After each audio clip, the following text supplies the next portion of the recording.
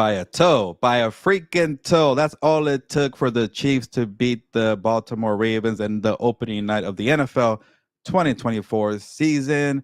And what a game it was. It's good to have football back. It was an exciting first quarter, a little slow in the second and the third quarters. In the fourth quarter, things picked up again with Lamar Jackson, Patrick Mahomes, and yeah, those Chiefs, man, they keep getting away with it. Are they going to win the three-peat? Are they going to be the first team in the Super Bowl era to win 3 consecutive Super Bowls? No team has ever done it. They look pretty damn good.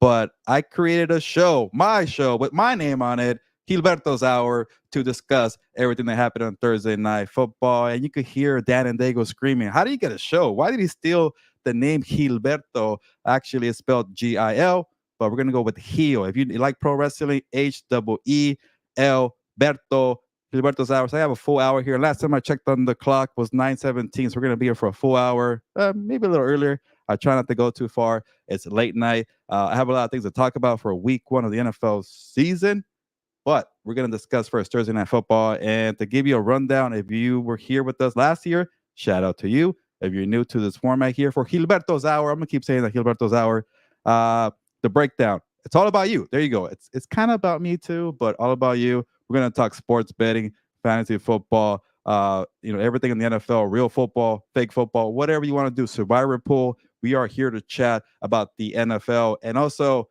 have this, I'm going to be honest, behind the scenes, I have this new camera. You could tell, you can see all the sweat here. It's very hot here in the LA area. So I have a nice camera. So if the sweat's dripping, let me know in the comments. Don't be shy in the comments. Let me know your thoughts about Thursday Night Football. But I am not alone. You see that voice? Or you hear that voice? It's a very good voice. Victor Javier Corona. Victor, producer, is here on Thursday, who's going to remind me to look up every now and then. Go ahead, Victor. Where's that voice?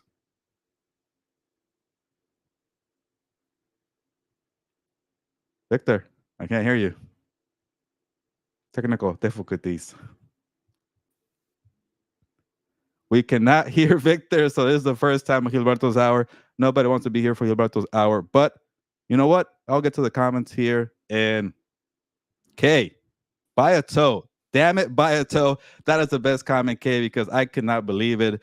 And shout out to Isaiah Likely. Isaiah Likely was a tough SOB. He is a rising star in the NFL, tight end for the Ravens. Had that nice touchdown, banged up his shoulder, and I think in the final drive, came in 3 plays later, and then caught that. It's just he had a shoe that's too big. I wonder, I'm guessing it was size 14, 15, a little smaller. That's a touchdown. It goes to overtime at Arrowhead Stadium, but instead we have to see the shots of Taylor Swift being excited. But Kay, yes, by a toe, damn it. I know we have a lot of Chargers fans here. How do you feel about that game? Or do you feel like this could be the same old, or are you not worried because who has better than the Chargers fans? Nobody, apparently.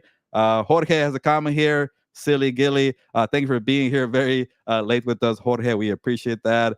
Yes, can you hear Dan? Can you hear Dan in the comments? We got to get to Victor eventually, but I'll go through the comments here real quick.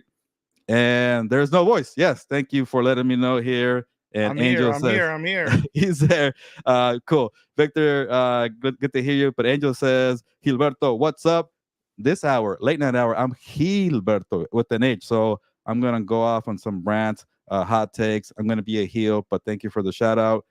Yes, Jorge, it's a fail. And a K, one more comment, and then we'll get to Victor. I have Worthy on 3 of my fantasy teams. I also have the Chiefs defense, Pat Mahomes, and Kelsey. I like that, K, because yes, you gotta be different when it comes to real football and fantasy football, and those are pretty good players. So, K, shout out to you.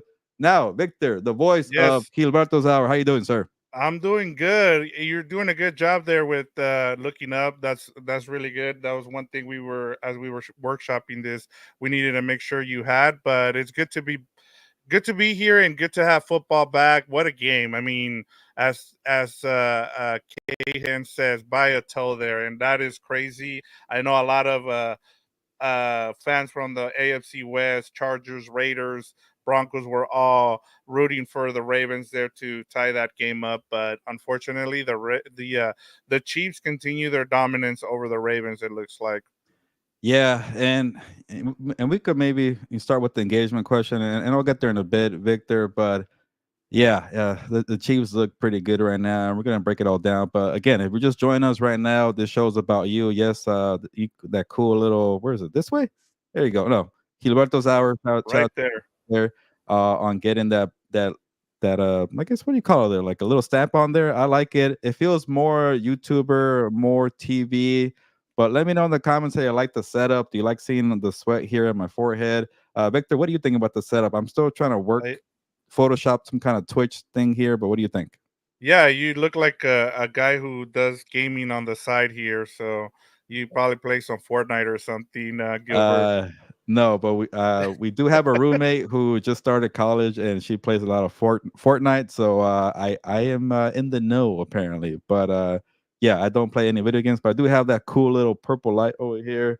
But yeah, let me know about my setup here. I'm sure Dan and Fernando are gonna make fun of it. But yeah, we're trying here on Gilberto's Hour. But Victor, anything you want to share about what we're trying to do here, and then we're gonna get to the football and the takeaways. No, I mean, as you said, we have your regular. If you joined us last year, our show last year was the Looking Ahead show. Well, that's pretty much what we're gonna do here. We're gonna look ahead to. We're gonna preview the week one matchups. We have a headline game of the week. We have then we have two-tier games to watch.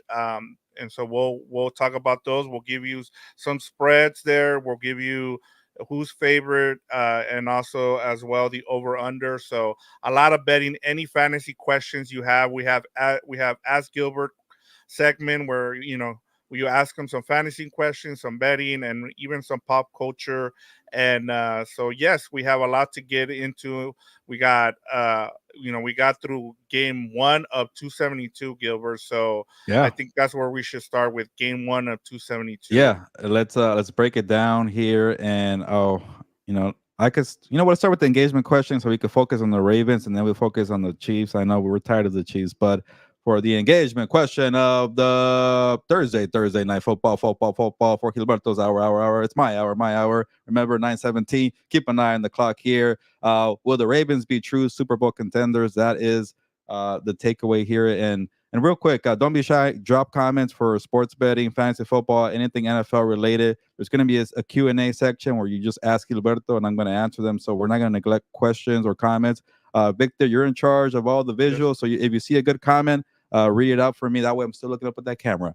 But yes, will the Ravens be Super Bowl contenders? Let me know because they seem a little, uh, I, you know, I'll let you read Jorge's comment real quick, and then I'm gonna go into my Ravens kind of breakdown of what really concerns me about them. But what did Jorge have to say, Victor? He says the setup is good. You're doing a good job Oh, holding it down. Honestly, didn't notice the sweat, nor do I care killing it, Gilbert. So thank you, there you sir. go. I appreciate it. I'm like, man, you invest all this money on a nice camera, and then it's the hottest day I feel like of the year, and it's like sweat dripping down here. But thank you, I appreciate that, Jorge. But let's get to the Baltimore Ravens, and yeah, they couldn't get the job done. They couldn't beat the Kansas City Chiefs, but I have some concerns about the Baltimore Ravens, and I'll admit it. I did pick them not to make the playoffs. A lot of people got on me for that. I had some wild takes for my playoff predictions, and the concerns that I saw did occur throughout the four quarters. The first drive for the Ravens, when they had Derrick Henry move up the field, I was like, "Oh crap, I got it wrong here on the Baltimore Ravens. What's new?" But then you see Chris Jones blowing up the offensive line time and time again. And it got to the point where Chris Jones was kind of going onto the field very late to just pick a matchup that he wants. Oh, that rookie over there or that nobody, I'm gonna go destroy them so that way they can't double team and triple team, which I thought was very smart. Chris Jones looked pretty gassed at the end because he was doing so much work. He had the strip fumble on Lamar Jackson. So the interior offensive line, when you only have your center, Linderbaum, your left tackle, Ronnie Stanley, as experienced guys that you could trust in the offensive line. And you got three guys who haven't done much, very inexperienced, unproven. That was a red flag for me.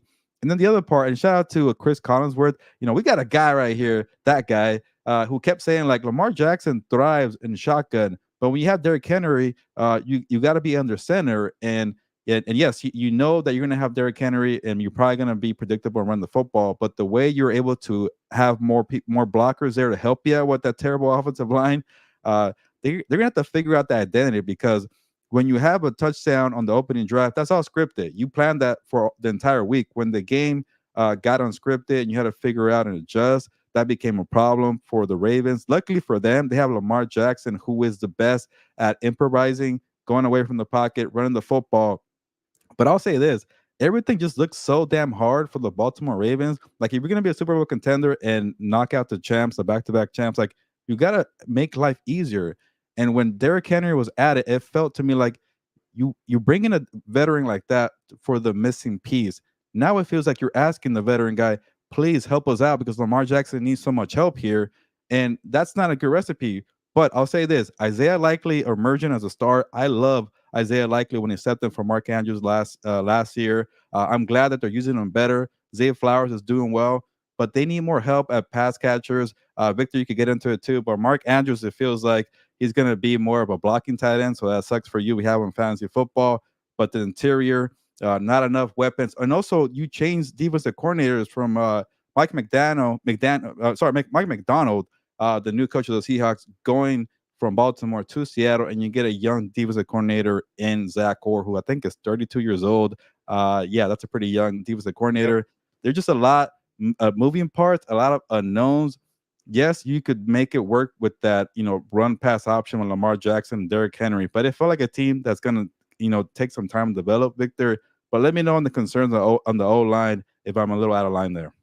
No, I that was my biggest concern going into the season with this team was the three offensive linemen, and they've been good at developing offensive linemen. I know that they had Moses there last season, and they also had Simpson there on the interior. But and I get it, you can only improve, with young guys, but it's gonna take them a little while for them to kind of develop throughout the season. My biggest concern, Gilbert, as you talked about, was with Zach Orr, and we saw it in the second half. They looked kind of, you know, they didn't look good defensively in terms of, you know, there was a lot of miscommunication. You saw that on that Xavier Worthy touchdown where Stevens just gave him a bump and he was off to the races there, and Mahomes found them wide open. And then you got two timeouts there as well. This is going to be my thing too, Gilbert. I told you, when we did the preview, that Mike McDonald had a blueprint last season, and now as we said, it's a copycat league with the NFL, and you're starting to see that. Now some of his disciples are going and getting head DC coaches. A lot of these teams offensively are going to figure this defense out, and that's been my biggest thing with the Ravens is now, like, are you able to put got does everybody have a Kyle Hamilton, a Roquan Smith?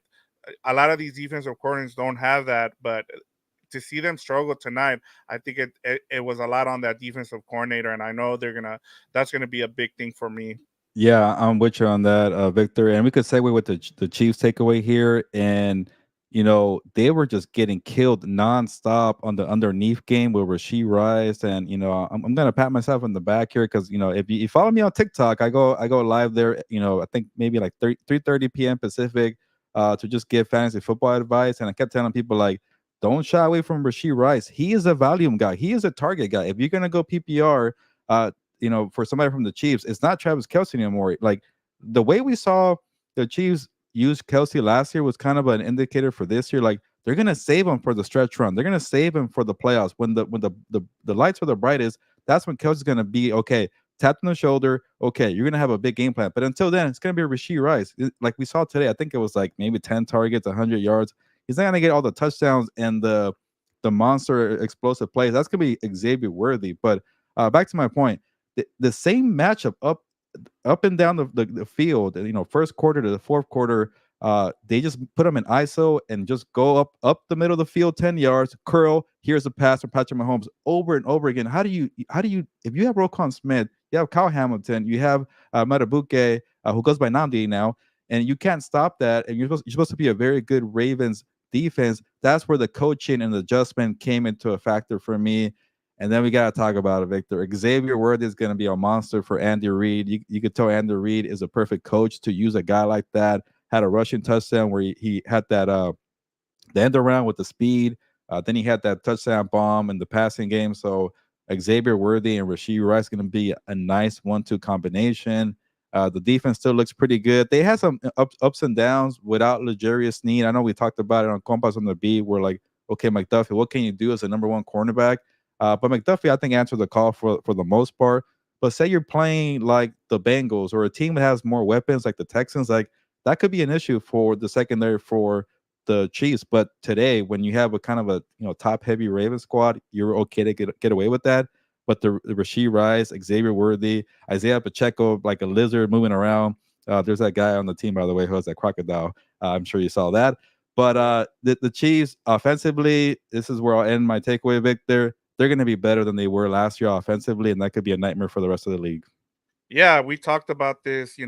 Last year the Chiefs had a down year offensively, and you knew that wasn't going to be the case this season. You knew they were going to upgrade. They still were missing their second running back, and you saw Isaiah Pacheco out there running hard.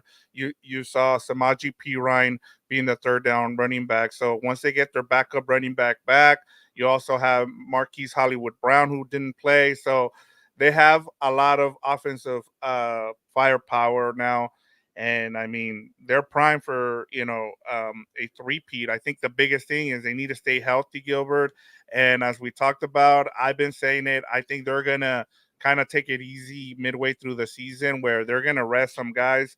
I just don't see Travis Kelsey being a factor till the end of the season and into the playoffs.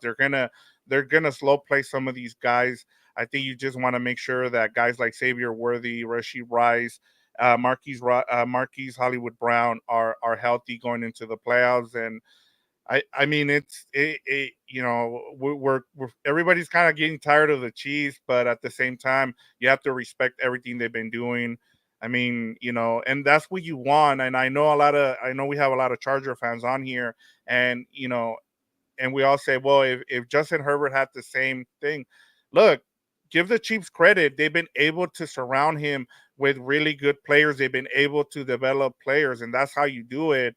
And now that you have Harbaugh, you have to be patient and let Harbaugh build this slowly. So I think that's the Chiefs are an example of how you build a dynasty. I mean, they kind of took a page out of the Patriots, if you're asking me.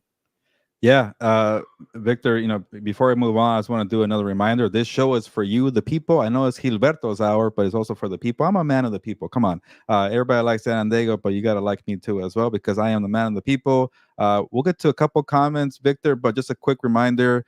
Or I guess a quick promo.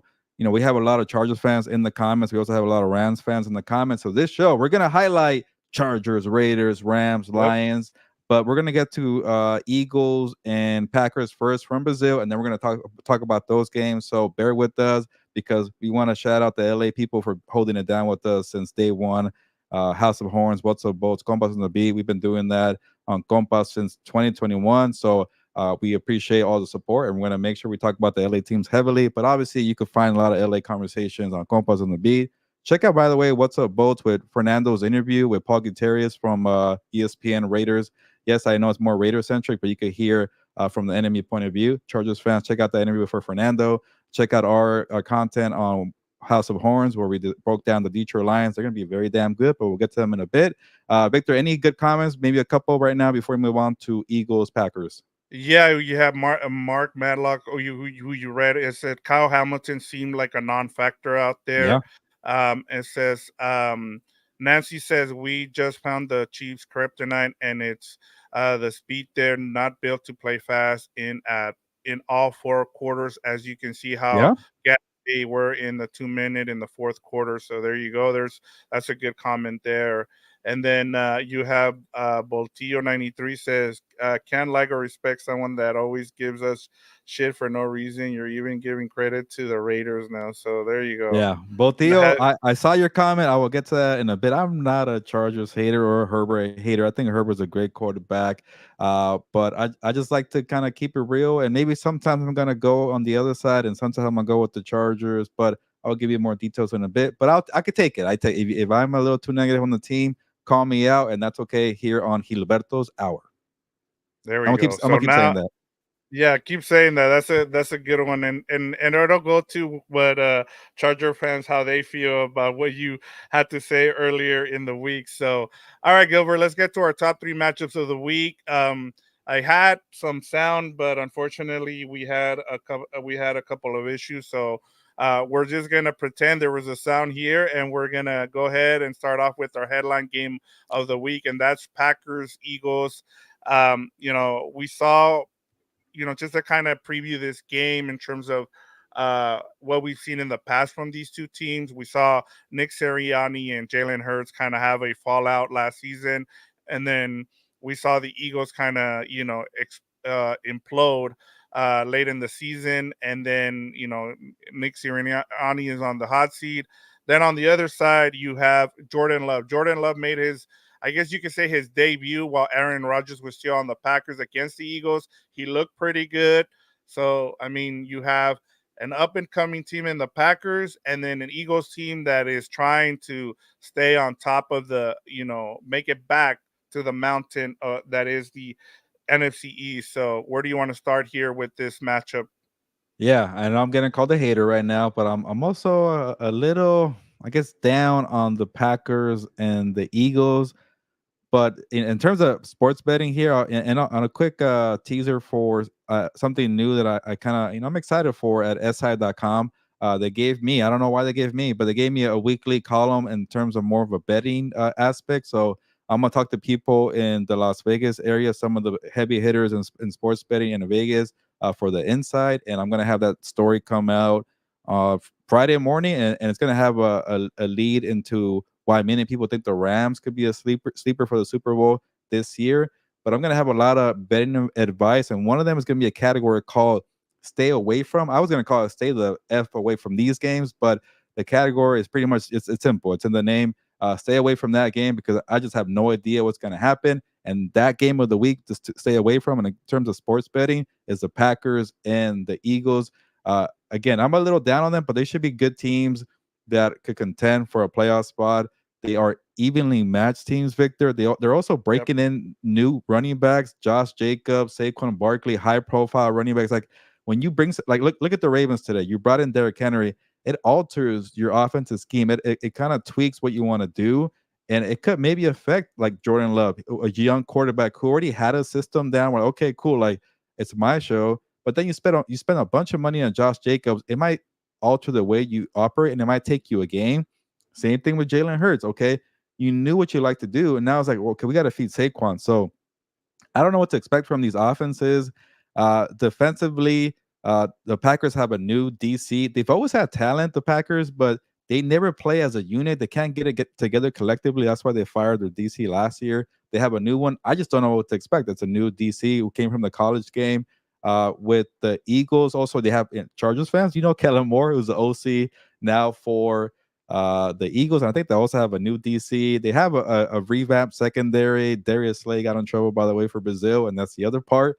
I just don't know what to expect on a neutral field, many miles away. First game in South America, there in Brazil. I know Brazil has hosted many massive soccer games. I know I'm a hater, so I don't like soccer that much. But I know a good thing about soccer when it comes to Brazil. They know how to host big time events in terms of that. But we've seen like in Estadio Azteca in Mexico, where the field is a little slippery. Sometimes in London too. Players are being told you can't leave your hotel. How does that affect you mentally? The travel. So there's just too many unknowns for me, Victor. And I think I saw not too long ago the spread was Eagles uh, -2. okay. Money line is -120, and the over under is 49.5.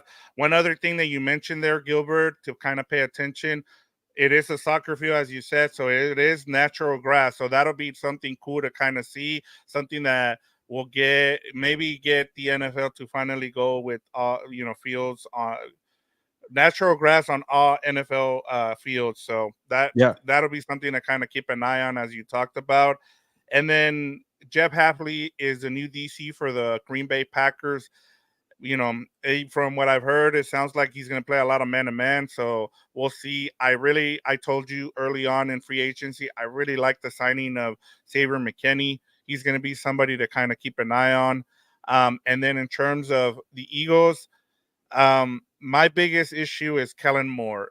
He is a guy who loves to, you know, he likes the big play and he likes the flashy play, but he's not a consistent play caller. And I'm pretty sure Charger fans can attest to this. Like outside of that first game where they let the first week of the season in rushing, their rushing was really bad. I mean, I get it. Eckler was he was a bit old by then, but that was part of the reason you brought him in. Was Kellen Moore was supposed to change your offense as a Charger fan. Like this was going to be, the Chargers finally getting to run the ball and never materialize. So I have big concerns when it comes to that Eagles offense, and he's got a lot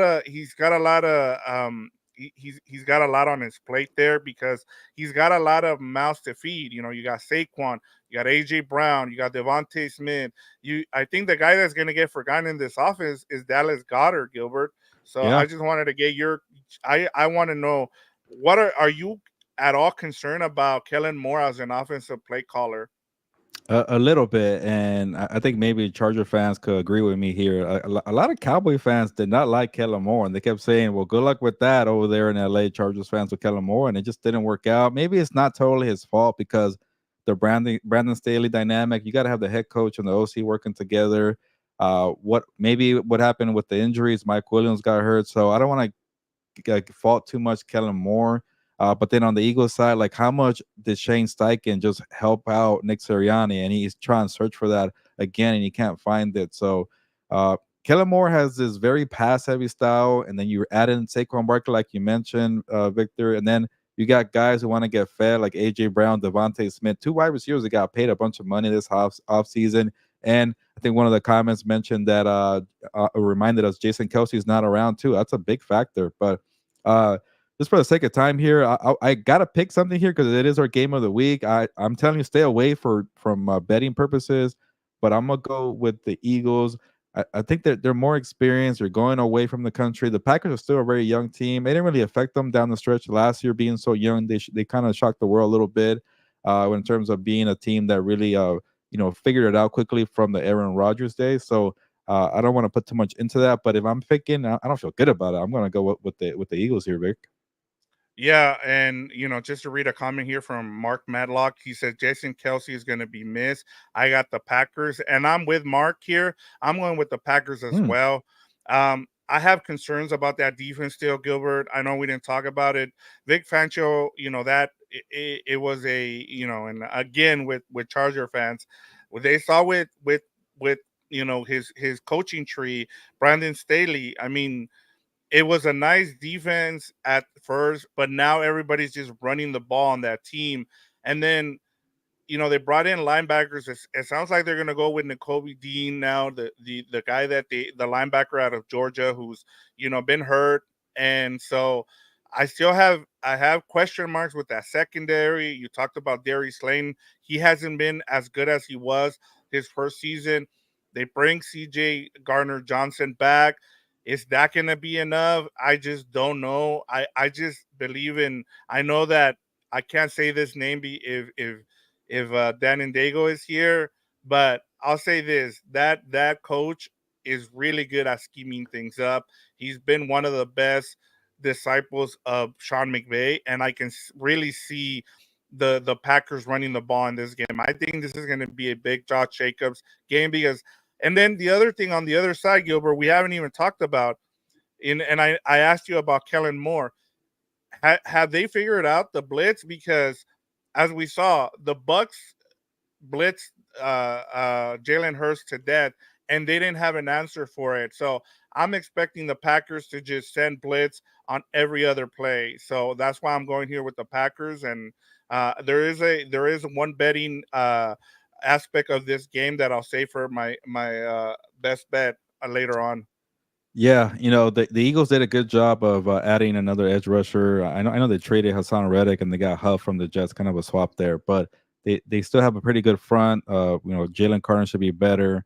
And then the secondary, they added some young pieces. Cooper DeJean and I'm blanking on the cornerback's name, the first round pick.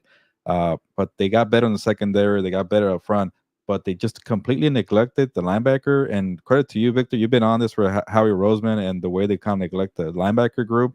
But the second they signed Devin White, people were like, "Oh, that's it. They fixed the linebacker." I'm like, "What are you talking about? Devin White hasn't done anything in like 2 years. There's a reason why he lost his job." with the Tampa Bay Buccaneers. There's a reason why he's a free agent, and to be your only move was to me was a little concerning.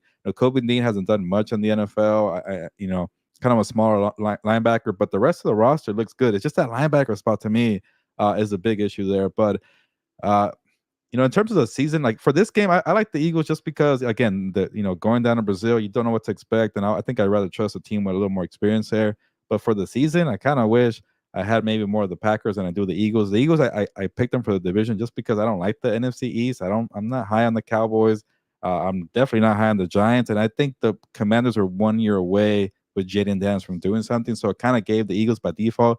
But everything you're saying, Victor, on the Packers is spot on. But I think for my picks at least, I had them missing the playoffs because it's a little competitive in the NFC, and obviously I had to pick. I got to get my Cardinals in there, right? So I chose the Yeah. Cardinals over the Packers, but it doesn't look good. But I'm totally with you. And again, I'm not going to disagree too much here, just for the sake of time, and also because this game, stay away from. Yeah, as we move on here, we got our Thier back here. He says Eagles Oh, winning by 10 easily. And he says, hello, Victor and Gilbert. So it's good to have a Thier back here for our Thursday nights. He showed up a little late, but he's here. All right, moving on to our page 2 top tier games to watch.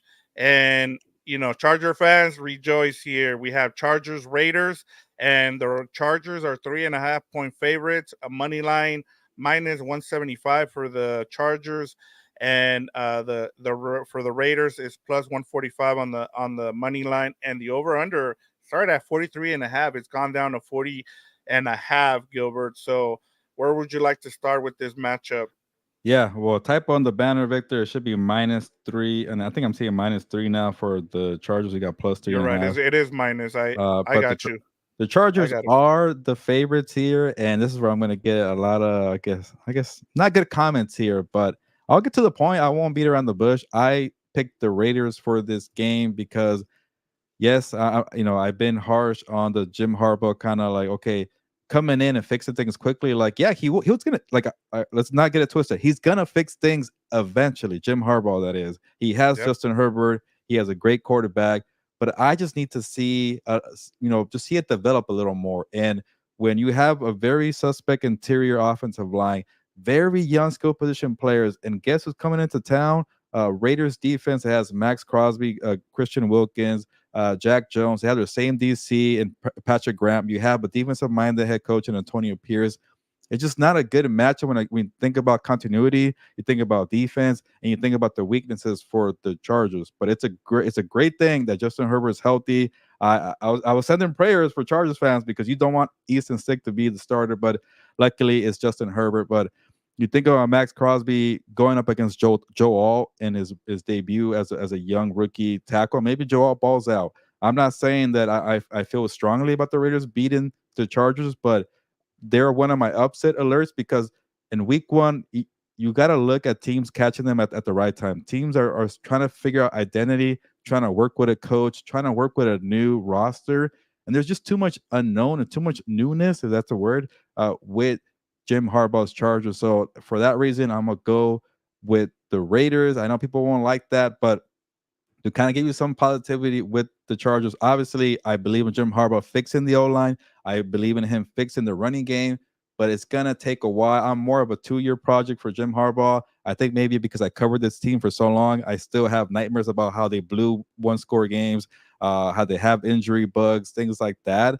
And I know people keep telling me, "Well, Harbaugh got hired to fix that," but I got to see it. That's my only thing. I'm not trying to be a hater. I'm more of like, okay, let's see how it develops here. But you know, if they turn out to be if Harbaugh does it very quickly, I'm gonna eat my words. I'm gonna take the L because that's what I do on the show here. I'm gonna give you the authentic side of me, my real thoughts, but then I'm also gonna take the L when the L comes here. So I get it there, but I think when you have Justin Herbert, I'll say this about the defense: they're gonna be better. Jesse Minter, I think when I started the offseason, I was more concerned about the defense than the offense. Now I shifted. Seeing Jesse Minter, getting a chance to talk to him, seeing the way this defense is picking it up in training camp and preseason, that's not regular season, but they're going to be better. And I guess you could go nowhere but up after the Brandon Staley era. It was terrible defensively, so that's good. But offensively, they're just very young, skill position players. Like yeah, Lab McConkey could be good, but can he be good right away in week one? That's a tough ask there. Joshua Palmer, is a good player, but it feels like more like a number two, number three. Eventually, you got to get a number one wide receiver. Maybe it could be McConkey. I'm not sure how I feel about the tight ends. I'm not sure how I feel about the running backs because J.K. Dobbins, needs to stay healthy. Gus Edwards is more of a specialist in short yardage situation. But I'll stop with the negativity. But I think the Chargers are going to be better in the long run. But right now, I just can't get into it. Yeah, and I mean, I'll give you one stat, and I know Charger fans will love this. The Raiders are 1-6 at SoFi. So I mean that's been the thing too. And Gilbert, like I'm with you in terms of the Chargers. I think people are kind of getting it, a little ahead of themselves. And I'll say this, one of the things that I agree with is that Harbaugh is going to turn this around, but it's going to take a little bit of time. I get that his past record says he's going to turn things around right away because everybody looks at what he did with the 49ers. That 49ers team had really good players on there that people, it was just that they were coming off bad seasons. Sometimes you just need a good coach. And I get it. Once you have, as you talked about, you have Justin Herbert. You can build around him, and so you're going to be fine there. I have no qualms about that. I think the as we've talked about on Combans on the Beat, I think the Chargers are going to win a Super Bowl in the next 5 years. It just takes time, and it takes time. Like one of the things that I've been asking people, Charger fans, is like, do you want to have the season that the Giants had a couple seasons ago, where you make the playoffs in Brian Dable's first season, and then you're not able to build Yeah. because you end up with a pick later on in the first round? If you're going to build this team, you want to build it through the trenches. And how do you do that? You do it with draft picks. And so you need to be a little patient. And I get it. Like everybody is getting hyped about Harbaugh. And as we've talked about, I think they're in the right position. You have the right guy now.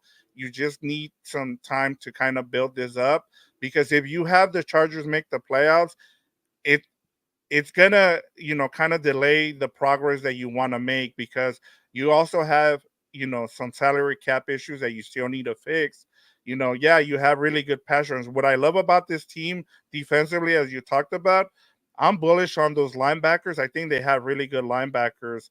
But we'll get more into it as we go on. I know we got to keep it under an hour here, but I am with you. I do like the Raiders in this position, just because, as we talked about, this is a really good defense. A lot of people are kind of sleeping on this team.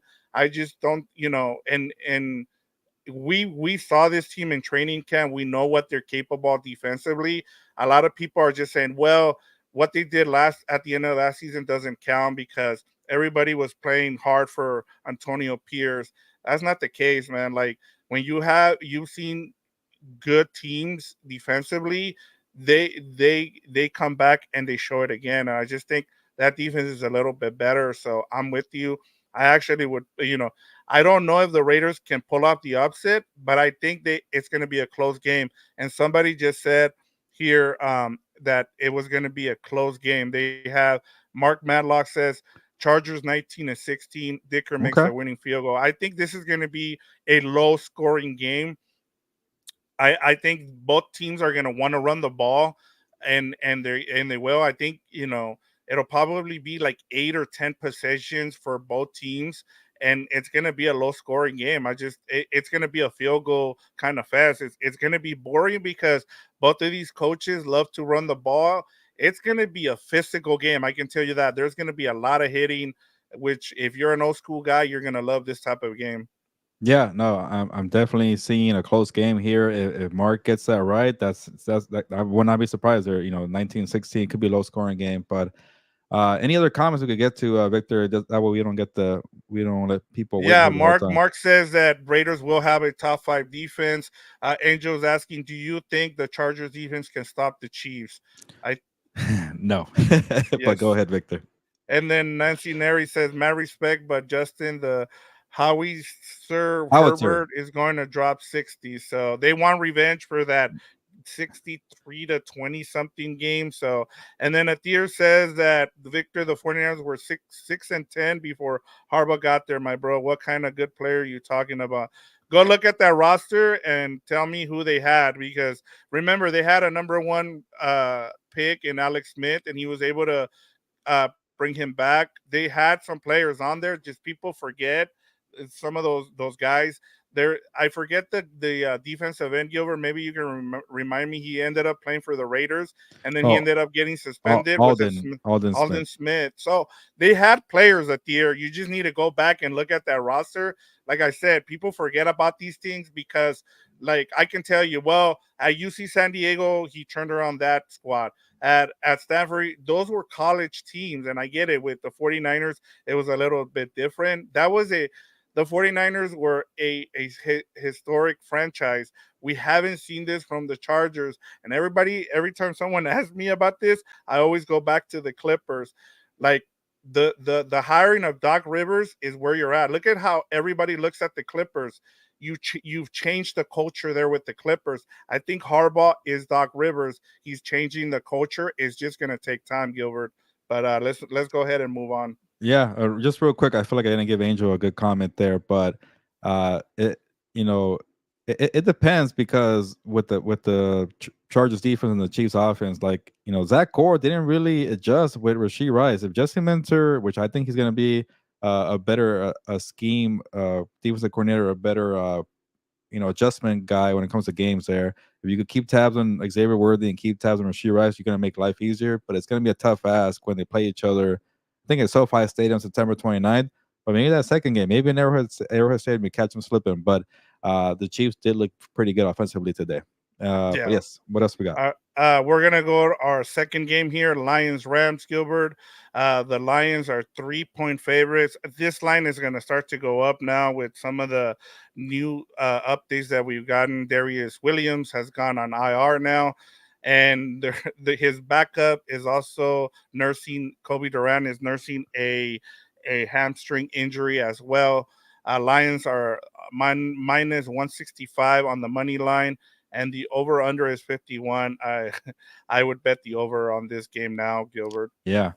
I think I had the under on House of Horns, but yeah, it's a lot of bad news for the LA Rams today, especially with the injuries there. And I guess I'm not gonna backtrack because it's making my case a little better. I picked the Detroit Lions to beat the LA Rams here. I even took the minus 3 points for the Detroit Lions, but it's gonna be an issue all year long. I know we have some Rams fans here from House of Horns. You know, the Aaron Donald thing is going to be an issue early on. I like the depth and the pieces that they've added through the draft. I think those kids are going to do well, but it might take a while when you're playing a very high octane offense in the Detroit Lions. And then you don't have Ernest Jones to help out those younger players as the kind of the back end eraser.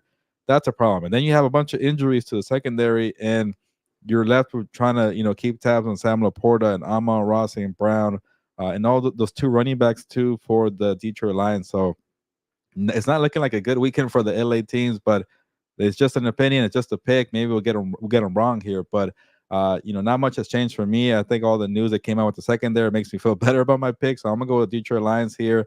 Victor, maybe you have more to say because you chose the Rams. Are you starting to kind of maybe regret that pick there? We go with the Rams. I am a little bit, and that's why we kind of wait till we do this show, because we get more information. And man, it's been a kind of a weird offseason for the Rams, because it started really high with some of the signings.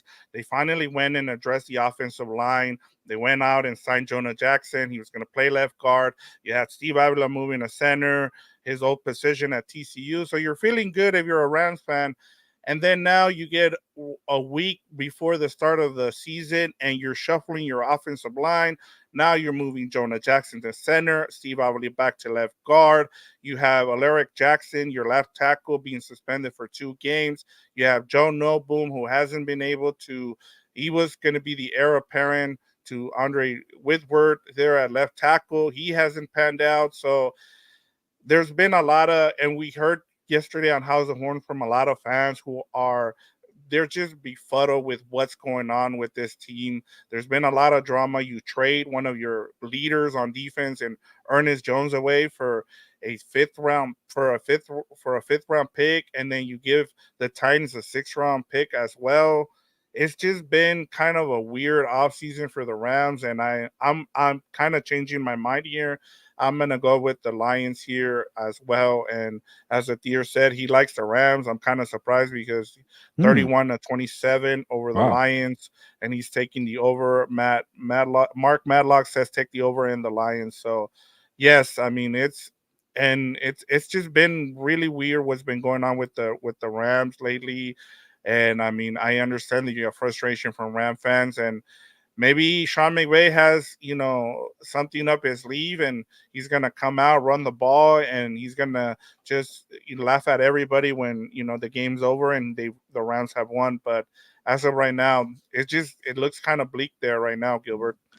Yeah, it's gonna be a definitely unknown with the defense, Chris Shula's defense, and it's a tough thing to do into a hostile environment in Detroit Sunday Night Football. But you have Matthew Stafford on your side. You have Puka Nakua, Cooper Cup, Kyron Williams, and yeah, and people are very worried about Kyron Williams because of the punt return thing. And by the way, today for the kickoff, the new dynamic, awesome kickoff rule. Well, nothing really happened today. So there you have it. We'll see more throughout the season. But those are the top three games of the week, Vic. Just Three very good games. We'll see how they go. We're not looking. It's not looking good for the LA teams, but yeah, we'll find out, and we'll eat crow if we get it wrong. Yeah, and I mean we'll be back, and as Atir said, he's going to be looking for us on Monday to let us know that we were wrong about some of these picks. So we can't wait. Honestly, I we're just giving our opinions, and we love having these conversation with you guys. So it's fun. So all right, Gilbert, let's move on to Ask Gilbert segment. If you have any fantasy questions, any betting questions for us, uh, we'll take them here. So any pop culture, we'll do it here. But Gilbert, I'm going to start off here while we wait for comments to come in. But who is the one who is one player that you avoided in fantasy drafts? Is there one? I do better when you give me names. I'm trying to think of somebody that I don't really like. One Uh, player I stayed away from was Travis Kelsey, just because hmm. I kind of knew that they were gonna kind of slow play him. Another one was Mark Andrews. I just did. There were so many good tight ends in this fantasy year that I kind of waited on a tight end myself. So yeah, like I kind of, and then same thing, like we were laughing when we were doing our draft, but we were the last two guys who waited on a quarterback. You took Joe Burrow, and then I took Jordan Love, I believe.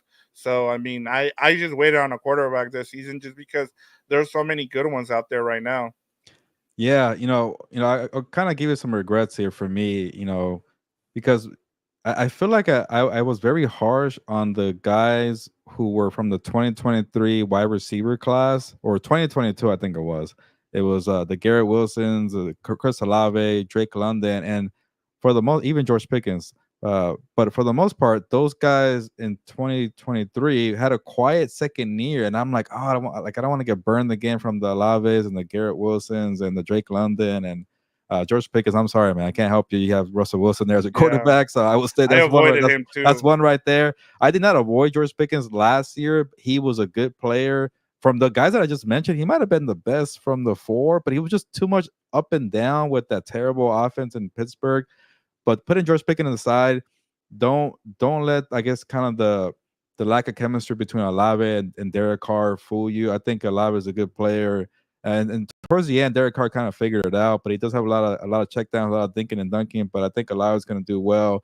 Garrett Wilson, people kind of forgot about because he was on a terrible Jets offense when Aaron Rodgers got hurt.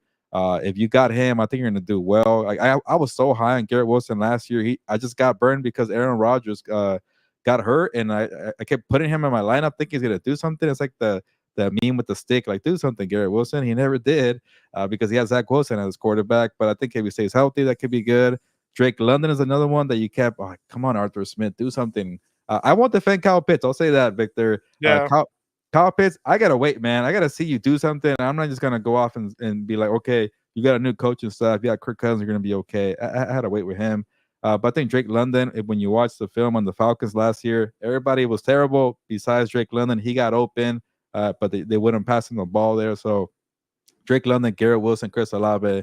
I know a lot of us has a concern because Shaheed gets a lot of the touchdowns, but those three guys right there from that 2022 class, I think that they're gonna have like a lot of guys that you were high on last year, and they maybe like didn't do the best. You know, a lot of those guys I saw hovering in the third and the fourth round, where I think they're gonna have bounce back years. Yeah, and I mean, we'll see. I mean, there's a lot of guys that I really like. There's in terms of kind of sleepers, uh the Chase Brown from the Bengals. I took in a lot of leagues that I had. Well, in the three leagues that I only did three leagues this year.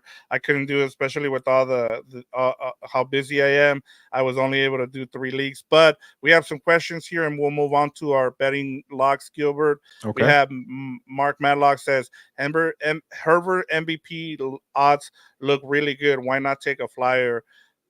Yeah, you know, and also too, I know a lot of people got scared with Justin Herbert also in fantasy football because he got the foot injury, but yeah, he was able to take that offense with such a young skill position group and does well. Why not take a flyer? And Mark, I already promo my story, but it'll come out tomorrow. My betting column for Sports Illustrated.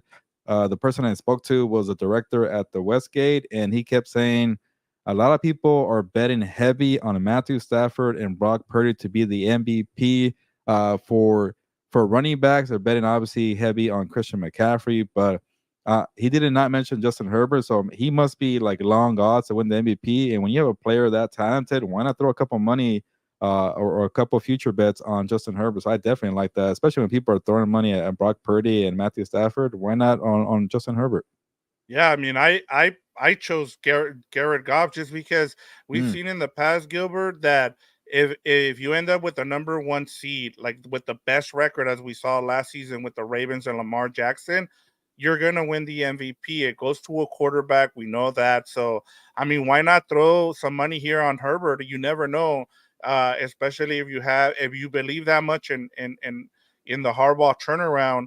Hey, you throw in a like $10, it can be a big winner. It just depends on how much you're willing to spend to take a risk there. So it's not a honestly, it's not a bad bet there. Athir says he's got Jefferson, CD Lamb, and Waddle. He said, who should he start out of those three if you needed to start two of them? Definitely CD Lamb. I know he's playing the Browns, but you still got to start CD Lamb. Who is Waddle and who's the other one? Jefferson. Oh, I see Jefferson. Sorry, I missed it. Yeah, you know, it's tough to go away from two guys that good, Jefferson and CD Lamb. I know Lamb has a bad matchup, but I would go Waddle. I'm okay with just taking a chance on my bench here. I know they're playing the Jaguars and Jefferson's playing a tough Giants defense, but I'm not drafting these guys in the first round just to sit them. So I really don't care in terms of week one and when it comes to Yeah, matchups. I'm with you there. All right, Gilbert, we got less than around 7 minutes, so we're gonna move on to our betting locks. Do you want to start for your best bets of the week here, or do you want me to go? You can do either 1 through 5, or you can do 5 through 1, whatever you like here. Yeah. However Oh, you want to actually, start. well, let's actually answer Nancy's comment here, Oh, my bad. and I'll get to that one. I think I see maybe another one. I'm trying to read another one that I saw here. Robert D.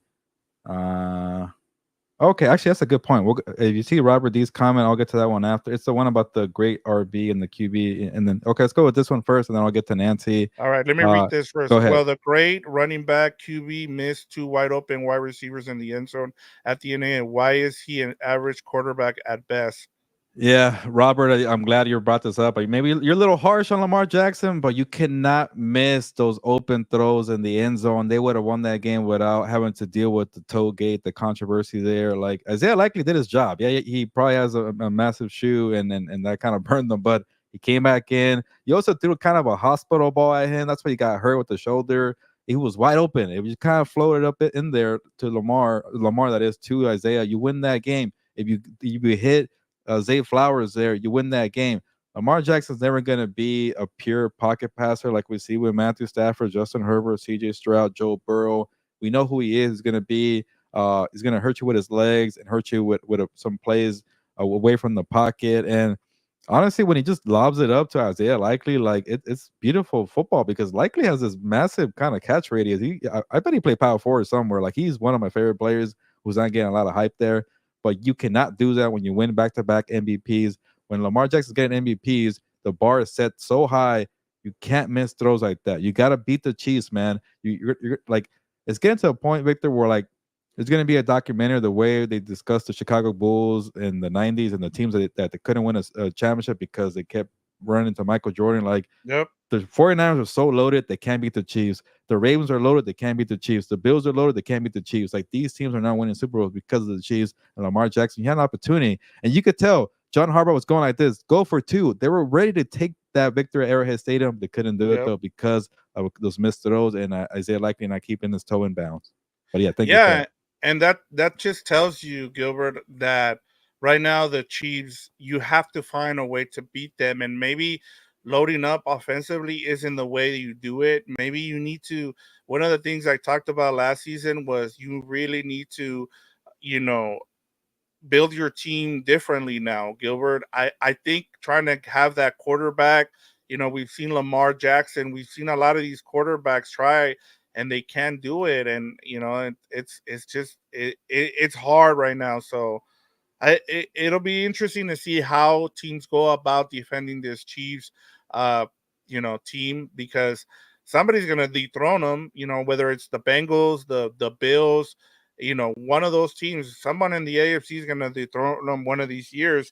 It'll just, I'm interested to see how teams are gonna go about it and how it happens, because right now there's no answer for them. That's for sure. Yeah, no, it's. I know I keep promoting my column for betting, but I even asked the sports director. I was like, "Hey, man, like, do you have a prop bet for the Chiefs or the field? Because it's getting to that point." He said, "No, it's not basketball where obviously there's three teams that dominate, but it's starting to feel like you're gonna get to that point here." But Nancy had a question or maybe like an observation on Scott Matlock. Victor, I'll read the comment here from Nancy. Uh, I see it right here. Scott Matlock has the necessary skills to be comparable to Mike Tober, maybe potentially one day Lorenzo Neal. I'm assuming she's going off of like the physicalness, being physical, being a great leader, kind of the heart and soul of the team. So that's high praise there, Nancy, for Scott Matlock when you compare him to guys like Mike Tober and Lorenzo Neal. So when you have Jim Harbaugh, you're gonna need tough guys like that. So I like that you're searching for physical players that could be culture guys there. So thank you for the comment there, Nancy. I mean, in a fullback, man. I mean, you're talking my kind of football. I mean, I love having a fullback on there. A 300-pound fullback, that a redhead too, like a ginger. That's really cool. So shout out to Greg Roman for bringing back the fullback. I Yeah. love that. And like Mark Madlock, Ricard too. Like they're gonna use their fullback. I love seeing a fullback, man. Bring me back to old school. I know, I'm a big fan of Dan and Dago, because he talks about like the offensive line and bringing back that kind of football. I love the passing, don't get me wrong, but I also think that you shouldn't get rid of tight ends and fullbacks. You can still use them. I mean, look at that Miami offense and the way they use their fullback there. So yeah, don't get me started there, Gilbert. I Yeah. love the Yeah. football, And then the fullback position. Then you got Carson Steele with the crocodile for the Chiefs, Good, another good, fullback. So good. yeah, good comment there on the fullbacks there. But yeah, we could do the best bets because we're down to our final minutes for the hour that I was promised here from Dan and Fernando. They're gonna get mad at me if I go over. Yeah, no, we'll go a little over just because it's week one and we had a couple of issues here. We'll do a better job with our timing next week. But all right, Gilbert, let's get to our betting logs. We have a tier there. He's giving us his, but let's start off with you. Okay. Where do you want to start? You want to start with five, or do you want to start with one, and then that way we can let the people know? You know, I'll just give you my five, and then you could do your five here. But yeah, Victor has a system here where he kind of counts our bets. The 5 pointer obviously would be your best bet. You get 5 points off of that, and then the next one would be the 4 pointer, and so on. And then we count them after each week, and then we tally them for the entire season. Who gets the most points for this betting system that Victor has done for us here on Gilberto's Hour? I think it was pretty close last year, but I think you won, Victor. I can't Yes. remember, but yeah, it's a good way to kind of keep tabs on the betting here. So, and for me, I have a lot of underdogs. It's week one's my favorite week, and I'm not in terms of everything because you got the playoffs and things like that. But it's a good week because there's so much unknown where you could get like a surprise team to catch a team slipping. So I have a lot of underdogs this week here. So my 5 pointer here, it's actually not even a pick for a game. It's a over under. I think the Cardinals and the Buffalo Bills in Orchard Park, New York. I think it's going to be a high scoring affair, a fun football matchup. And Victor, I think people are not listening to me on Compass on the Beat because I think the Cardinals are going to be a very fun offense. Yeah, I get it. If you don't want to pick them for the playoffs, that's cool. They might have a bad defense, but nobody's talking about them offensively. I think they're going to be very good offensively. Uh, the Bills just lost Matt Milano, one of the heart and soul players on the defense.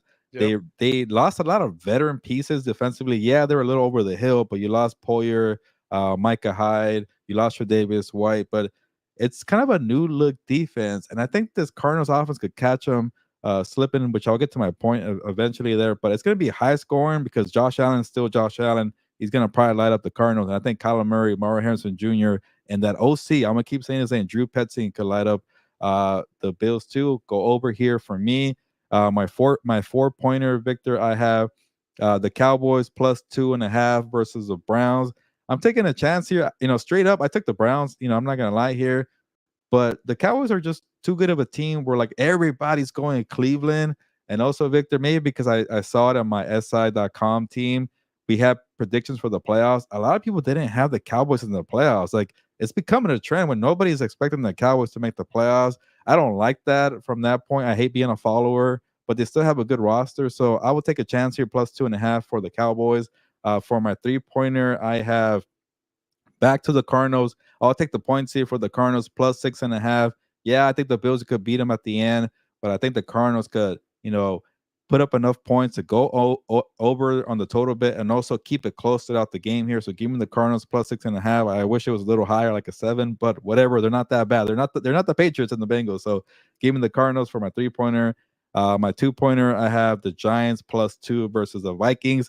This one is more about a rivalry between me and the Vikings fans because I predicted Minnesota is going to go 3-14. I know it's a little harsh there, but they're not going to be a winning team. I'll just leave it at that.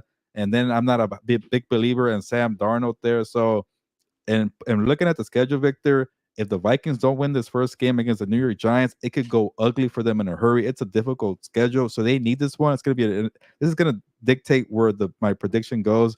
Does it go well or does it go bad? I'm gonna say the Giants put a good whooping on Sam Darnold plus 2, and then the Bengals, my one pointer. This is my coward bet, my too easy bet. They're gonna blow them out. I hate going big lines here, Victor, but it's not like -10 or something like that. But the Patriots look terrible. I think the Bengals are gonna blow them out. -8. I hate to be a coward and look in the mirror and pick an easy game like that. But give me the Bengals -8. Yeah, I like these picks. These are pretty good. I was gonna say with your Vikings pick, it's people are really Viking fans. You even had some Viking fans coming after you on YouTube as well. So I thought that was kind of funny. But we'll see what happens here. I just kind of going glancing at your picks. I don't see anything that I don't disagree with. I do like that Cardinals Bills over 48. Um, I do like the Cardinals keeping it close with the Bills just because I think that line is a little bit, I think part of the problem is that as you talked about, Gilbert, people kind of look back to last season and that's what they base their picks out of. I think you kind of got to look at that there's going to be some upsets here, and we'll talk about survivor pools after we're done with this segment. But yeah, like you got to be careful with some of these spreads because you might get you might get caught and you might be out of a survivor pool if you pick some of these games Yeah. that have big spreads. So just be careful when you're doing your survivor pools out there. But let me get to some of these comments real quick here that have to do with what we're doing. Okay. Mark Madlock says loser does a one chip challenge at the end of the season. Gilbert, you know what, I like, give us your suggestions as to what the loser should do for our little competition here. I do like suggestions, so Mark, I'll write this one down and I'm then not we'll even talk sure about what it. a one chip challenge is, Yeah, by the let way. us know what a one chip challenge is, Mark. We're kind of dorks here, so yeah, like give us some suggestions. So we'll get to it. Don't worry, Atir, I'm getting to your picks too, so don't worry. Mark says I'm all in on the Cardinals, but losing their first round edge Yeah. hurts. Yeah. He also says Prescott, happy ending massage, guys. So Okay. there you Okay. go. I Mark Madlock. We were gonna talk about this, but yes, the Pats. We both picked the New England Patriots to end up with the number one pick, and then a tier. He says his best bets are the Chargers, Colts, and Bengals. So there you go. All right, let me get to mine here real quick. My best bets of the week, Gilbert. I have my number five is the Packers and Eagles under, as you talked about. Yeah. I This is a game that is getting a little bit overhyped. I think you're going to get a lot of running of the ball. Like I said, I really like Josh Jacobs in this game versus the Eagles. I think it's gonna be a lot of ball control in this game. So I'm looking for this game to be a little, close. Like it'll be like a 20-17 game, or something close like that. My number four this week is Browns plus 2.5. Um, Gilbert, the Cowboys are starting two rookie offensive linemen in Yep. this game. Jim Schwartz is gonna eat in this game in terms of his defensive play calling. And as Mark Matlock I talked think you about with mean sorry, Victor. You mean -2.5 for the Browns. You got the no, favorite are in they there. are I thought the favorites are the Cowboys. No, no, the Browns are the favorites -2.5. That's why I took the Cowboys because I got the plus. But yeah, -2.5 for the. Yeah, you might have been looking at the opening line. It started out with the Browns being the Oh, opening, okay, my and bad. it That's and me. it and it That's fine. shifted. It shifted to -2.5 That's cool. for the Browns. They are the home team. I do see that, and then that's a good point though, by the way, because yeah, that the rookie Tyler Guyton against Miles Garrett. Good lord. Yes. Yes, and then like I said, we saw what happened last season with them playing four quarterbacks. Like I said, that defense is going to be vicious. Part of the reason they got blown out against the Texans late, was because a lot of their secondary was hurt. I just think you give Jim Schwartz a offseason to prepare for this game. CD Lamb is coming in after not even practice. I guess he's gonna have this week to practice. So Yeah, that's why I like the Browns in this game here. I one of my big upsets, or not my upsets, but my teams that I'm interesting. going with this is the Titans. I think they keep it close against the Bears. I still think the Bears win at home, but I think they keep it close. The Titans keep it close in this game, so that's why I'm taking the Titans at plus 3.5. Uh, my number two is the Steelers plus 3.5. I can't believe the Falcons are favorite. We don't know what to expect from this Falcons offense yet, Gilbert. I'm going with the defense. I'm a defensive guy here. I know what to expect from that Steelers defense. I'm not worried about who starts, whether it's Russell Wilson or Justin Fields. It sounds like Wilson might not play because he's got a bad calf. So I'm sure a lot of Steeler fans want to see Justin Fields anyway. So I like the Steelers in this game as well. And then to kind of go off of what Thier had said earlier, I like the Colts in this game plus 3. I told you Wow. they dominated. They're one of the, I think, three teams at home that are not favorite, and this is one of those games. I just think, with Shane Steichen, we saw it last season. They had Anthony Richardson. They blew out the Texans early last season, Gilbert. People forget about that. And Yeah. then the Texans came back and had a close game. If it wasn't for Gardner Minshew, actually the running back dropping his ball, the Colts would have been in the playoffs. So there's another thing to kind of keep in mind there. So Anthony Richardson, I think, is going to have a huge game in this game against the Texans. So I'm with the tier there with the plus 3.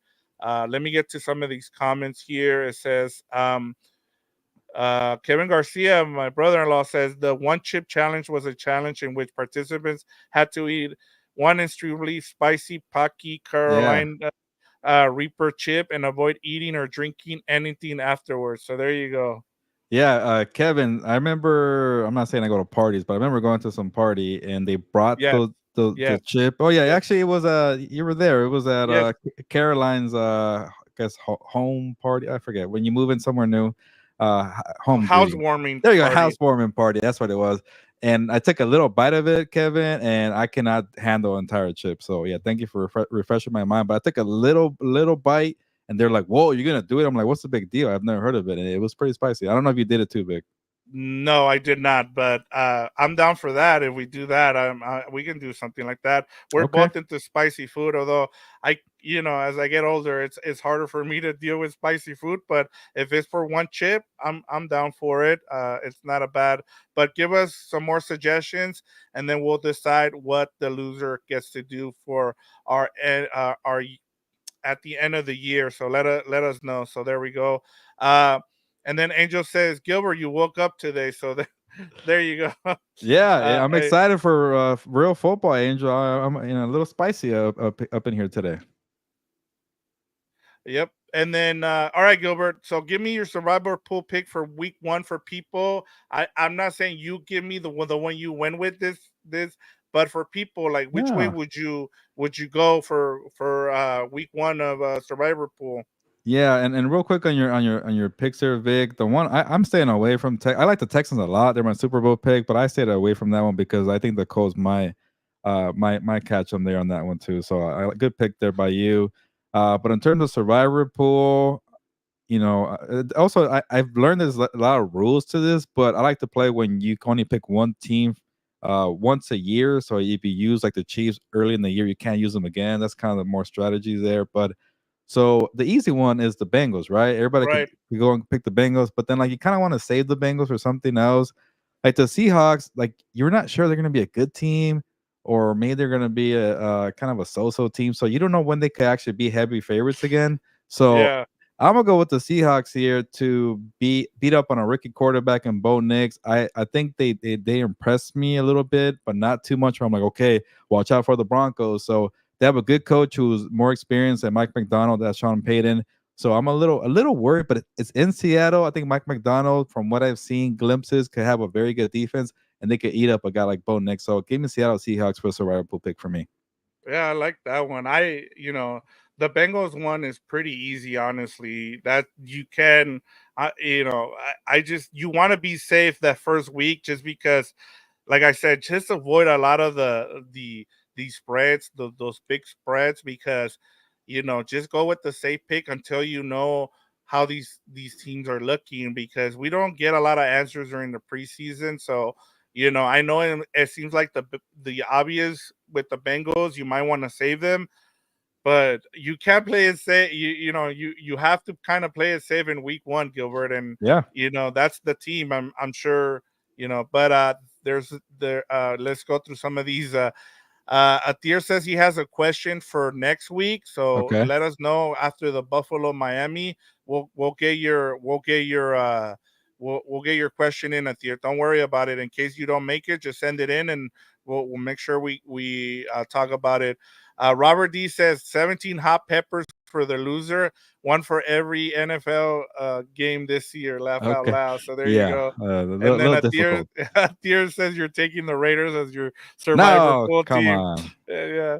Come on, And Theo. then Dabo W says I traded Rice for McBride and AR before the game in an 8-man out. What do we think? What we think? Okay, so did Rasheed Rice, I think, is the guy, and for McBride and Anthony Richardson. so I it was a 2 for like 1 trade. Yes, I kind of like that. If that's so, he I'm traded, and it sounds like he got okay. McBride and Anthony Richardson. So I kind of like that trade. It's tough because I never really pay attention too much to quarterbacks. Yeah, Anthony Richardson could be a good quarterback. You could stream quarterbacks. I'm more a believer in that, Victor. So to me, I kind of view it as a straight up McBride for Rice, and I will definitely favor Rasheed Rice. But I guess you got to factor in the 2 for 1. So how about this? Dab Adubi. I got the name Dab Adubi.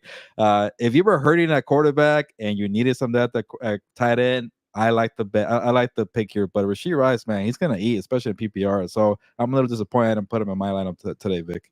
Yeah, I just you get a guy like McBride, especially in that Yeah, offense. Yeah, it's and I just feel like Anthony Richardson, especially down in the goal line, he's gonna get touchdowns for you. So he just needs to stay healthy. Mark Madlock says Texans have a really tough schedule, unlike last year. I've been telling you this, Gilbert. This is why I'm not big on the Texans. that number, when you face a number one schedule, first place schedule, it's tough, man. It's just we'll see. I maybe and then I'll be the first one to say, hey, I was wrong about the Texans. If they beat some of these first place teams, I'll eat my words, just like you said Hey, earlier. if you want to Uh, be with the big boys, the schedule don't matter. So the Texans will prove it to me this year. They're real contenders. Yeah, Mark Matlock says Broncos trying to sell season tickets, pumping up Bo Nix.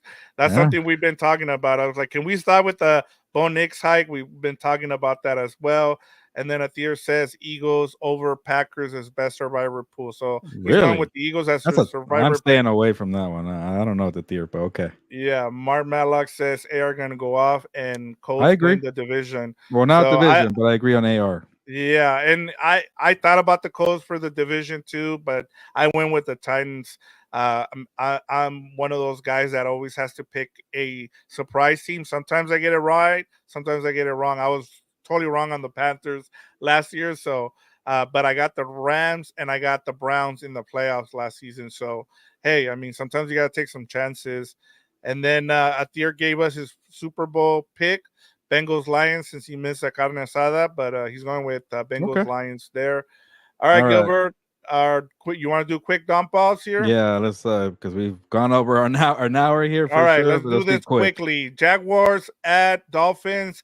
Dolphins are 3.5 point favorites. The Mm. the over under is 49.5. Yeah, I'm actually taking an upset here. The Jaguars are one of my upsets of the week. I'm not high on the Dolphins. Give me the Jaguars. There we go. I like that. All right, and I'll go. Just since we're making the picks, I'll go with the Dolphins at home. Um, all right, Steelers at Falcons minus 3.5, 43 over under.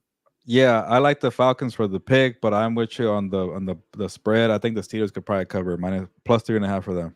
Yeah, I like the Steelers in this game, and I also like the under in this game, Gilbert. All right, Vikings at Giants. Giants minus 1.5. You already told us how you feel about that one, and the over under is 41.5. Yeah, I'm taking the Giants, and I think I saw it was up to plus 2, so I'll take them. Yeah. By the way, the Vikings need to win this game. I'm going with the Vikings. Look at that schedule. The next 4 weeks, it is brutal. So I think they need to win this, or else they're looking to be 3-14, like you predicted. All right, Gilbert. Panthers at Saints. Saints are -4 with the over under is 40.5. I almost picked the Panthers as a surprise because I like Dave Canales so much, but I gotta see it first. I can't go that wild yet, so I'm gonna go Saints here, and they'll cover too.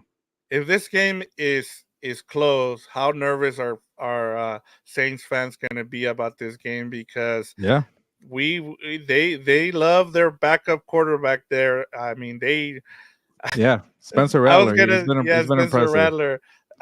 New Orleans has fallen out of love in 1 year with Derek Carr. They're giving him the treatment that the Raiders fans gave Carr, and so it's weird seeing that. But I mean, it was kind of expected there. I don't understand why they gave him more money, but all right, next one: Patriots at Bengals -8.5. This was one of your best bets. Yeah, The over under is 42.5. yeah. Definitely an easy one. Give me the Bengals. They cover, and I'm not sure on the over under, but I think I'll go over here. Yeah, that's going to be hard to kind of do. I think the if it's a blowout, you're going to need the Bengals to score a lot of points in this game to hit that over. I don't know what to expect from the Patriots. They have a veteran quarterback, but I'm with you. I take the over here. Titans at Bears -4.5, and then 43.5 is the over under. Yeah, I think I might have seen it go down to 3.5 here, which I would feel better for the Bears. This one's more annoyance here, and I wanted to share some words here. It's like people are caught up on that stupid number one overall pick quarterback stat where they haven't won in the last 15 debuts. I think they're all 14-1 number one picks when they make their debut. That's a load of crap. It's a different. This is not a typical number one pick roster. The Bears have a very good roster, so just had a spot and seeing the trend of the Titans, I'm going with the Bears here. I think the Bears cover too. Yeah, I'm going the opposite way. I like Titans are my team this season, my surprise team. So I think they might pull an upset, but I think they can stay close to that 4.5 point line there.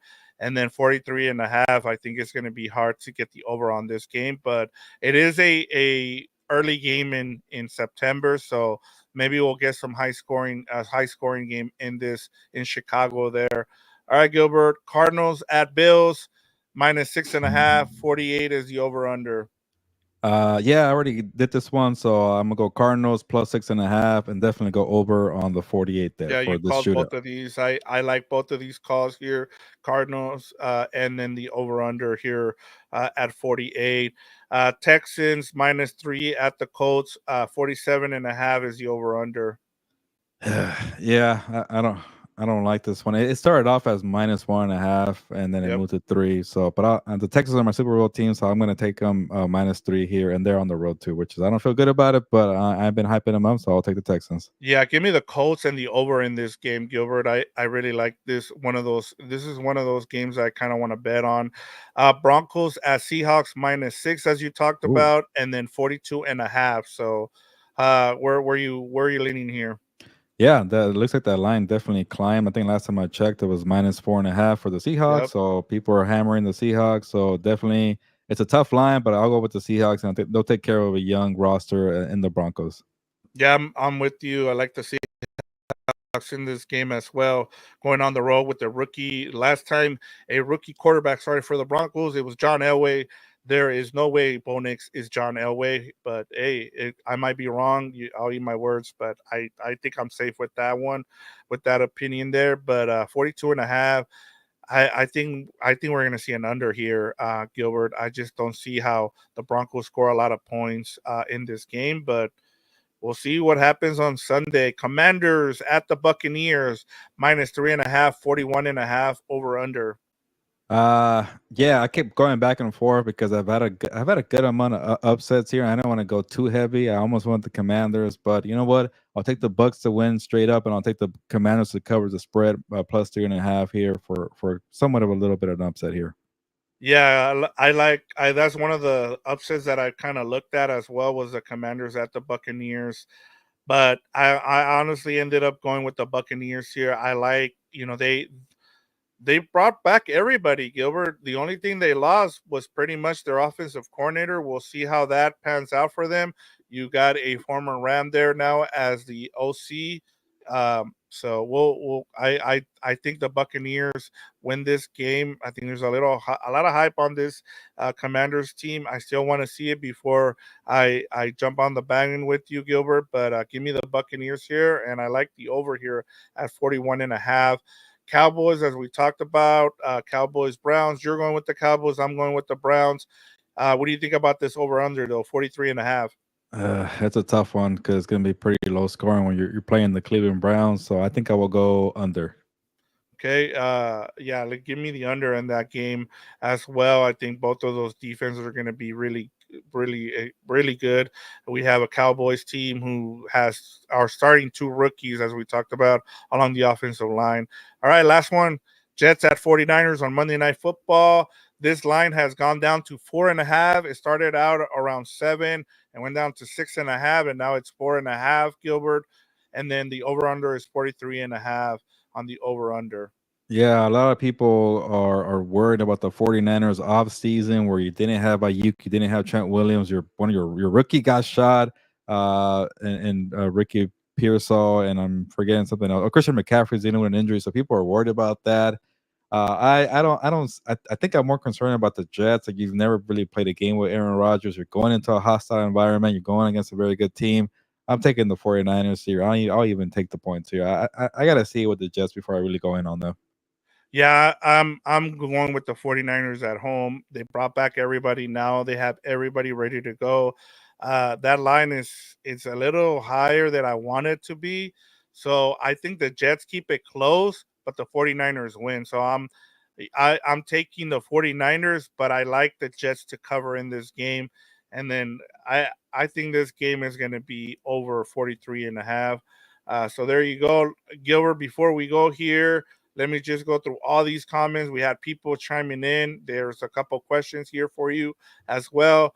Dabo Doobie says Jaden Daniels or Goff week one. I know who I'm going with week one, Yeah. but I really like Jaden Daniels too, but he's facing a tough Buccaneers defense, and the Rams have a lot of injuries, so I'm going with Jared Goff here. yeah, I'm going with Jared Goff. I picked him up. I'm streaming him this week. So I think Goff's gonna have a big game here in fantasy. All right, Gilbert. Atier is giving us his scores. He's got Jack's 31-27. He's got Falcons 24-13 over the Steelers. He's got Vikings over the Giants, Panthers over the Saints, and then Mark Madlock says the NFC South winner is going to be 9-8 again. I would not doubt that, Mark. I think that's a pretty good prediction there. Atir says 45-10 over the Pats. Agreed with the Atir. Bears 23 times 20. So we're going all through these, and then Matt Yeah. Mark Madlock says Seahawks win by 20, and Washington. He's got Washington there at tier, and then Mark Madlock says Bucks and Commanders is a no bet game. So there you go. So then he's got the Jets, the Cowboys. So there you go. All right, Gilbert, go ahead and it's been a long episode here.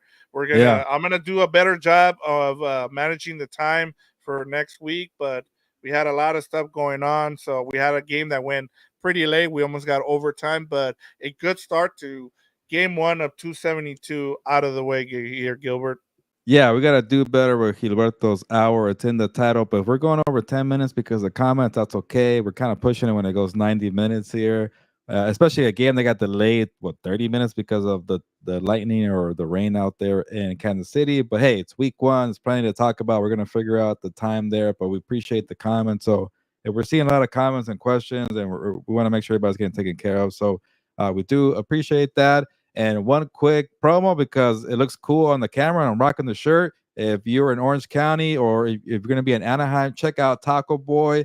Amazing tacos there in Anaheim. Taco Boy in Anaheim. There are two locations. If you go for Disneyland, then go to Taco Boy right after. Yeah, they're not paying me to say that. I just like to wear the shirt. Amazing tacos in Anaheim. Check that out there. So I want to do a quick promo. But also, yeah, hopefully you enjoyed the show here. Gilberto's Hour. I know we did it last year, but we're trying to tweak it, get a little fancier with the camera here. So, and a new name. And shout out to you, Victor, for the graphics here. So that pretty much wraps up week one. And before we get to the games on Sunday for Compas on the Beat, the network here, we've done so much this week. Check out the Carne Asada episode where we had our good friend Tyler Dragon stop by on Tuesday. We had Dan and Dago make a return. We had fun. We laughed a lot of banter there. That's why we made this show Compas on the Beat, because the Compas get together. We have a good time. We have What's Up Bolts, where Fernando interviewed Paul Gutierrez from ESPN, who covers the Raiders. Check that out for good insight on Chargers Raiders. And then Victor and myself broke down Lions, Rams, Sunday Night Football on House of Horns. So House of Horns, What's Up Bolts, check that out. Follow them. We put everything on Compass on the Beat too, so make sure you're following the main channel. And then something new here, Gilberto's Hour, that we do every Thursday night after Thursday Night Football. Hopefully it's a little earlier, but if it's too late for you, check out the replay, drop a comment, and let us know how we're doing, or you have anything you want to talk about for next week. That's cool with us too. And then obviously we're going to come back on Sunday for What's Up Bolts. I think for now is going to have a recap of Chargers Raiders, and then very late again, Sunday Night Football. Victor and myself will have a recap of Lions and the Rams Sunday Night Football. I've been waiting all night for Sunday night. I forget that, whatever that is, Carrie Underwood. But yeah, promos. Check out Taco Boy. Check out what we do here on Compas on the Beat. The camera held up. I think we're trying something new here, so very cool. And we're gonna try to get to an hour because it's Gilberto's 90 minutes apparently. Yeah, hey, we went a little long today, but we'll get that straightened out. But before we go, Gilbert, just one more reminder: Luna's Life returns on Monday, 3:30 to 4:30, with yourself and Fernando. We got Combat Compass from 6 to 7 p.m. So look forward to uh, dropping that episode. Are you guys going live, or are you guys recording and putting the episode out? Yeah, we're gonna have Combat Compass live on Tuesdays. There might be, depending if it's like a little slower in the combat sports world, where we won't do it. But for the most part, keep an eye at 6 p.m. on Tuesdays. This week we have a big show because it's going to be Canelo week and also the UFC Spear in Las Vegas. So a lot to talk about in combat sports. We'll go live 6 p.m. We'll see how it goes. Maybe an hour, and then after that, if you want to stay tuned for Four Compas, that's a separate link, but also on Compas on the Beat. Four Compas is me, you, Victor, Dan, and Fernando. We have to wait late because Dan has to work. He's a busy man, but on Tuesday nights we also get with the Four Compas. But yeah, Tuesdays a lot of shows. Mondays we have a lot of shows. Monday, that one's before Monday Night Football, so it'll be a little earlier in the day. There we go. So we got through all that, all the promos now. Now you know how our schedule is going to be. We're going to keep letting you guys know what the new schedule is. But yeah, join us for Lunes Live on Monday, right before Jets and 49ers. We'll have our you guys will have your takeaways in terms of what happened in week one. And you can go there and yell at Gilbert for, picking the Raiders over the Chargers in that game. So look forward to everybody's comments. It's great to see everybody on here. We had a lot of comments, so that's why the show went a little bit long, but that's okay, Gilbert. That's what we're here for. We're here for our viewers. So all right, Gilbert, go ahead and close us out. It's been we started off good with a nice game, so that's awesome. And then Atir said, thank you, my guy. So there you Yeah, go, no, Gilbert. thank you guys for jumping on. Kay, Jorge, Angel, Mark, Adir. I think I saw Robert, Nancy, Boltillo. A lot of people jumped on today, so we appreciate that. But it's time to get going. That's it for Thursday Night Football. That's it for week one. Gilberto's 90 minutes, Gilberto's hour. But it's time to get out of here. On that note, ya nos vamos. Pues.